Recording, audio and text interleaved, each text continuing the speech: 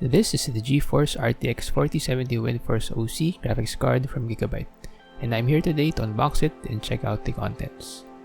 First off, kindly pardon the reflections on the box as it has this shiny finish and I couldn't really find a better position for my ring light. On the front here, we can see the 3-year warranty sticker from Gigabyte Philippines. Of course, we don't ever want to have to avail of these kinds of things, but ultimately, it's always better to have it in case the need arises. And props to Gigabyte for the above standard warranty duration. Here at the bottom, just some not so important technical descriptions in different languages.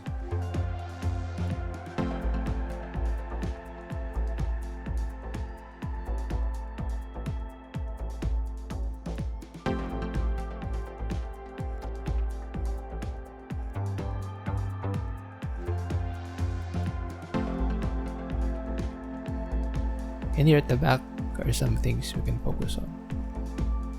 This Windforce OC model implements the alternating spin of the 3 fans, with the outer or the first and third ones spinning counterclockwise and the middle or second one spinning clockwise. This image here shows the direct contact heat pipe design of the cooler, which in reality is not that good compared to ones with a cold plate. We can see here that this model makes use of a metal backplate, which is nice in terms of additional heat dissipation, at least when compared to a plastic one. The port layout here shows that there are 3 DisplayPort ports and 1 HDMI port, which I think is the same across all 4070 models. This model, like others, implement the extended heatsink design, as well as the backplate with a cutout in it that allows pass-through cooling. Let's now open up the box and see the contents.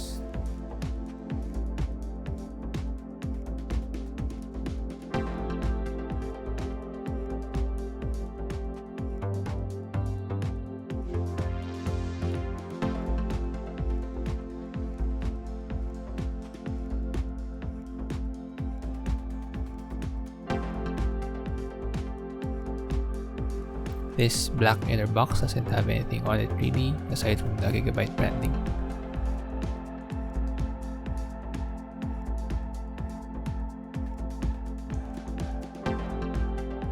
Opening it, we are greeted by this small manual, or quick guide rather. And after that, we already have the graphics card itself.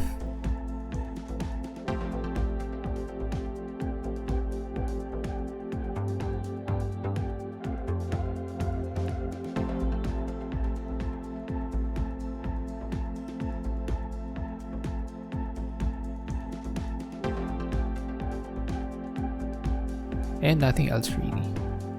This means we can jump right away to the graphics card.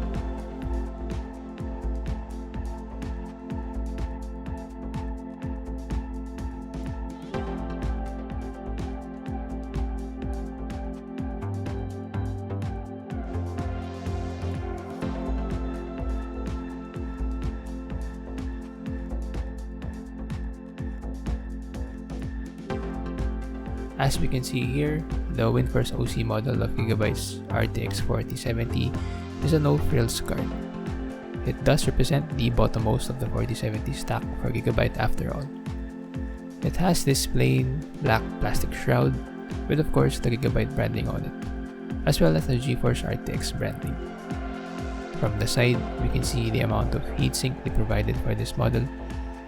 And we can also notice here that the PCB covers up to only about 2/3 of the entire GPU length, with that remaining third being the heatsink overhang. And probably the more important detail to take note of on this side is that this is one of the 4070 models that makes use of the standard single 8-pin power connector. This is where the 4070 has its advantage, and when I say advantage, that's relative of course to your opinion on the old versus new connector convention over its current 4000 series siblings, in that the AIBs offer low power limit models that doesn't need the 16-pin connector. If you don't yet have an ATX 3.0 standard PSU, or if you mind using the 16-pin to X number of connectors splitter, then you will probably appreciate this. On this end, nothing much to see. Same case here since this side faces your motherboard. For the backplate, can confirm that it is made of metal and that it has this nice matte finish. Again, bearing the Gigabyte and GeForce RTX branding. For the display output, as we have already seen on the outer box, there are 3 DisplayPort ports and 1 HDMI port, with these fairly large exhaust holes on the plate for additional cooling. We can also see here how tall the card is, measuring at 50mm or about 2.25 card slots.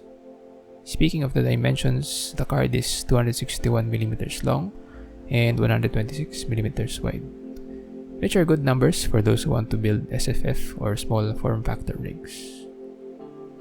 So that is it for this unboxing video of the GeForce RTX 4070 Windforce OC GPU from Gigabyte. I won't really be building a new rig with this card, but rather replacing the current one in my main rig. There won't be any videos on that, as swapping GPUs is a fairly straightforward and uninteresting process. But do watch out for my benchmarking video on this card, comparing the numbers and stats with the one that is currently in my rig. Thank you for tuning in to this video, and don't forget to click on the like button and on the subscribe button in case you are not yet subscribed. Consider clicking on the bell icon too so that you get notified once that benchmarking video I mentioned gets uploaded. See you in my next video.